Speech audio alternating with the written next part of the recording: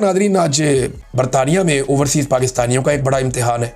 इम्तिहान ये है कि इन्होंने बहुत एहतजाज किए बरतानिया में, हमेशा एहतजाज किए, बहुत बड़े बड़े एहतजाज किए, बड़े कामयाब एहतजाज भी किए। लेकिन अब इन्हें मौका मिला है शहबाज शरीफ के खिलाफ एहतजाज करने का, क्योंकि शहबाज शरीफ एक सियासी तकरीब करने जा रहे हैं बरतानिया में, लंदन में, और ये मैरियट में इनकी तकरीब है अब तक की इतला के मुताबिक।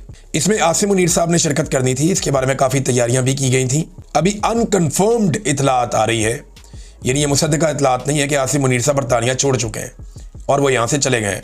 लेकिन ये भी हो सकता है कि ये एक पैंतरा हो कि ज़रा PTI वाले या ओवरसीज़ पाकिस्तानी कूल डाउन हो जाएं, फिर आसिम मुनीर साहब शिरकत कर लें इसके अंदर। पाकिस्तान तहरीक इंसाफ के बहुत सारे लोगों ने मास्क हासिल कर लिए हैं, इमरान खान के चेहरे वाले। वो ये मास्क पहन कर वहाँ एहतजाज करेंगे ताकि उनकी तस्वीरें बनाकर, वीडियो बनाकर पाकिस्तान की एजेंसियों को ना दी जा सके, क्योंकि इसके नतीजे में पाकिस्तान की एजेंसियाँ उनके रिश्तेदारों का पाकिस्तान में जीना हराम कर देती हैं। लिहाजा ये एक नया तरीका भी पाकिस्तान तहरीक इंसाफ अडॉप्ट करने जा रही है। तो ये नाज़रीन आज दो इम्पॉर्टेंट चीज़ें हैं आज के दिन में।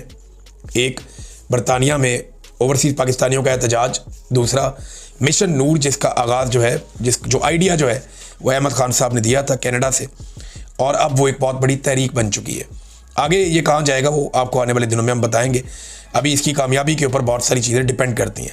नाज़रीन, सऊदी अरब और पाकिस्तान के हवाले से हुकूमत अब दावे कर रही है कि जब सऊदी अरब पे अटैक होगा तो पाकिस्तान पे हमला तस्वुर होगा, जब पाकिस्तान पे हमला होगा तो सऊदी अरब पे हमला तस्वुर होगा।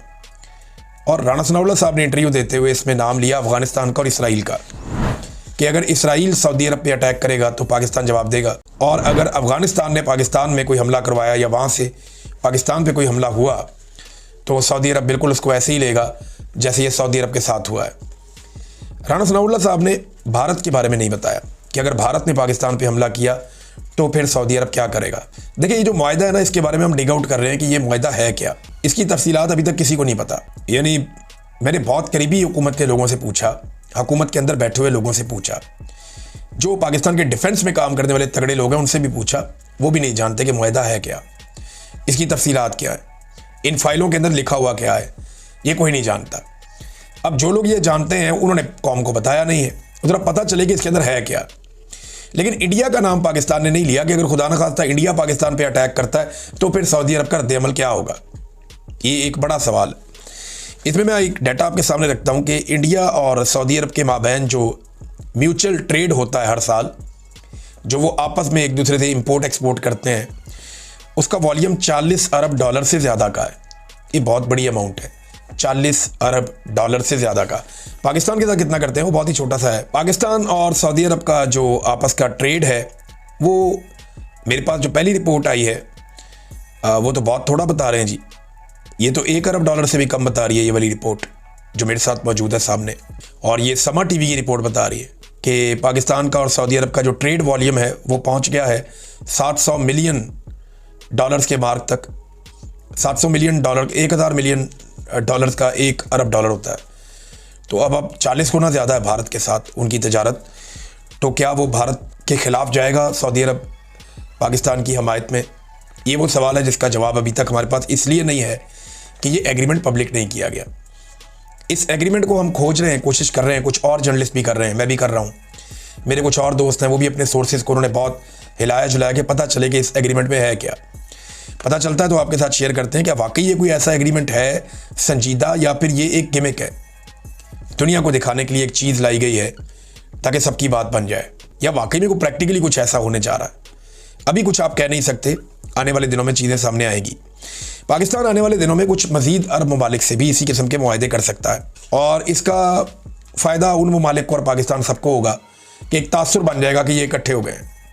लेकिन देखें ना, जब भी कभी कोई मुआहदा होता है दिफाई नौइयत का, उसके पीछे बहुत लंबी चौड़ी स्टडीज़ होती हैं, बड़ी डिबेट्स होती हैं, पार्लियामान के अंदर, पार्लियामान के बाहर, नेशनल मीडिया के ऊपर फिर डिबेट की जाती है, थिंक टैंक्स इसके ऊपर काम करते हैं, दिफाई एक्सपर्ट्स इसके ऊपर काम करते हैं, मईशत के मैदान में इस पर चीज़ें देखी जाती हैं, फिर जाके ये कोई मुआहदा ऐसा होता है। लेकिन अचानक से मुआहदा सामने आ जाना, इसकी कोई माजी में ऐसी मिसाल मिलती नहीं है, हमने कभी माजी में ऐसा देखा नहीं है। हत्ता कि जंग भी चल रही हो ना तो उस दौरान भी इस तरह से एकदम मुआहदा सामने नहीं आता, ये चीज़ें टाइम लेती हैं। हम इसको ढूंढ रहे हैं इसके अंदर कि इसमें निकलता क्या है, फिर हम आपके साथ शेयर करेंगे। नाज़रीन, एक और सवाल ये है कि डोनाल्ड ट्रंप बगराम एयरबेस लेना चाहते हैं अफगानिस्तान में। क्या अफगानी वो देंगे? अफगानिस्तान की गवर्नमेंट ने जो डोनाल्ड ट्रंप की गवर्नमेंट के साथ बातचीत की है, वो ये कहते हैं जी हम किसी और मुल्क के फौजियों को अफगान सरजमीन पे वेलकम नहीं करते, उनकी ये पॉलिसी है। लेकिन वो ये कहते हैं दिफाई और माशी मैदान में हम दो तरफा एक ताउन करने के लिए तैयार हैं।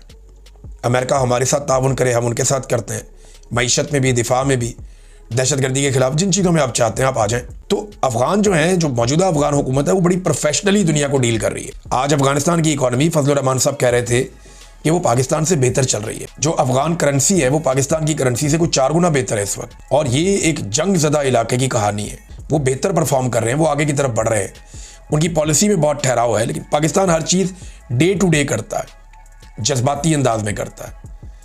डोनाल्ड ट्रंप की भी तबीयत में ऐसा हिजान है, अचानक से अनाउंस कर देते हैं कोई चीज़। लेकिन जो अफगानिस्तान की हुकूमत है उसको कोई जल्दी नहीं है। वो ये कह रहे हैं जी कि हम मुस्तरद करते हैं ऐसे किसी इम्कान को कि हम किसी भी गैर मुल्की फ़ौज को अपना कोई भी अड्डा देंगे। ये परवेज़ मुशर्रफ ही था जितने अड्डे दे दिए थे। तालिबान जो है वो अभी तक इसके ऊपर राज़ी नहीं हुए। नाज़रीन, एक और बड़ी हैरत अंगेज़ खबर है और आप सबको होशियार रहना चाहिए। पाकिस्तान में रहने वाले तमाम लोगों को अपना डाटा, अपने पासवर्ड, अपनी चीज़ों को बहुत महफूज रखना होगा, क्योंकि कुछ इतलात के मुताबिक पाकिस्तानियों का डाटा डार्क वेब पर दस्तयाब है। आपके पासवर्ड्स वहाँ पे मिल जाते हैं, आपकी ट्रैवल हिस्ट्री वहाँ पे मिल जाती है, आपकी तस्वीर वहाँ से निकल आती हैं और 500 रुपये देके आप वहाँ से डाटा खरीद सकते हैं। तो पाकिस्तान में सार्फिन का डाटा इतना गैर महफूज क्यों है, ये सवाल PTA से पूछा जाना चाहिए। पाकिस्तान की IT मिनिस्ट्री, इन्हें कुछ आइडिया है कि पाकिस्तानियों के साथ ये क्या कर रहे हैं और पाकिस्तानियों को डिजिटली इन्होंने कितना गैर महफूज कर लिया है। और आप यहाँ से भी अंदाज़ा करें कि पाकिस्तान की इंटेलिजेंस एजेंसियाँ हर वक्त पाकिस्तान के लाखों शहरियों के डाटा तक एक्सेस रखती हैं। वो 40-40 लाख लोगों का डाटा जो है वो अपने पास जमा कर सकते हैं, उनकी कॉल्स को सुन सकते हैं। तो जो स्पाइंग पाकिस्तान की स्पाई एजेंसीज या खुफिया एजेंसियाँ जो जासूसी कर रही हैं वो पाकिस्तानी शहरियों की कर रही हैं। और दुनिया में कहीं भी किसी भी मुहज़्ज़ब मुल्क में इन बातों की इजाज़त नहीं है। लिहाजा पाकिस्तानियों को थोड़ा स्टडी करना चाहिए, मशवरा करना चाहिए और अपने अपने डाटा को, जो डिजिटल डाटा है, उसे अपने तौर पे महफूज बनाने के लिए इक़दामात करने चाहिए। नाज़रीन, सैलाब का पानी पहुंच गया सिंध में, दादू डूब गया, बहुत सारी आबादियां दादू की डूबी हुई हैं। ये पूरी रिपोर्ट है मेरे पास। दादू में तबाही मचाने के बाद सैलाबी रेला जो है लाड़काना 7 बचाओ बंद से टकरा गया। अब तक के लिए इतने, अपना ख्याल रखिएगा, अपने इस चैनल का भी। अल्लाह हाफ़िज़।